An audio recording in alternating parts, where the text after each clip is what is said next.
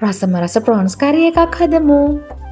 ඉස්සවලට මුලින්ම ලුණු විනාකිරි දාලා හොඳට අතගාලා ටික වෙලාවක් පැත්තකින් තියනවා.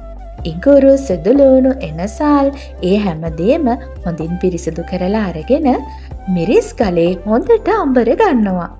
බලන්නකෝ මිරිස් ගලේ අඹර ගත්තම රසයි.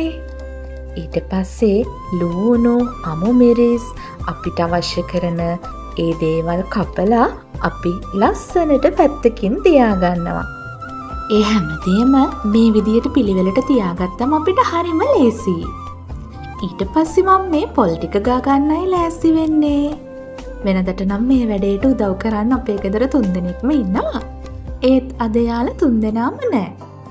ඊට පස්සේ මම පොල් ටික මිරිකගෙන හොඳට දිය කිරි මිටි කිරි දෙකම එකට දාගන්නවා. ඔන්න මගේ ඉස්ස ටික දැන් මම සෝදලා ගෙනත් තියෙන්නේ.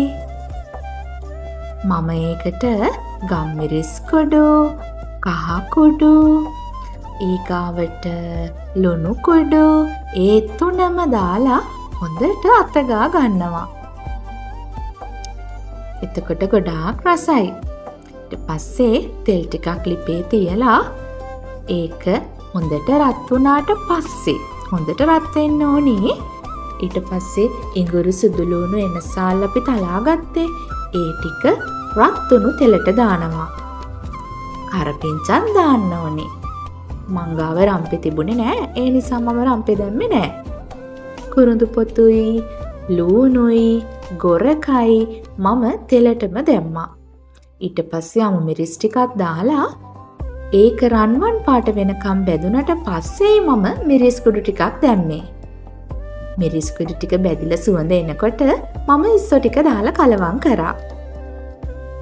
ඉස්සෝ ටික තෙලේ බැදීගෙන කලවම් වෙනකොට හරිම රස පාටක් එනවා. ඒ වගේම හරිම සුවඳක් එනවා.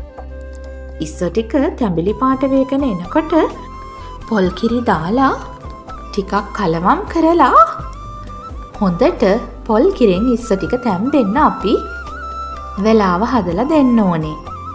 එතකොට අපේ ඉස්සෝ කරි එකට දිව්‍ය ලෝක රසක් එනවා. බලන්නකෝ ඔයා කාලා බොරුද කියලා. දැන් මම හොඳට කලවම් කරනවා.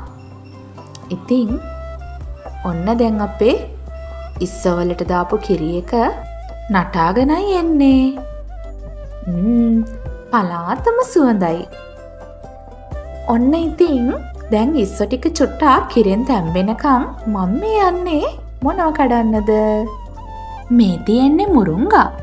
අපි දාහදපු ඉස්ස කරි එකට මේ මුරුංගා කොළ ටිකක් දැම්මම ඒ ඉස්සන්ගේ තියෙන උෂ්ණ ගතිය අඩු වෙනවා කියලා තමයි විශ්වාස කරන්නේ. ඒ වගේම රසත් වැඩි වෙනවලු. දාලම බලමු නේද එහෙනම්.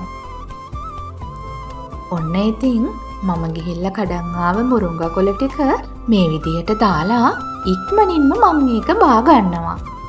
එතකොට මුරුංගා කොළවල පෝෂණයත් සුරැකෙනවා. ඒ වගේම ලස්සන පාටකුත් එනවා.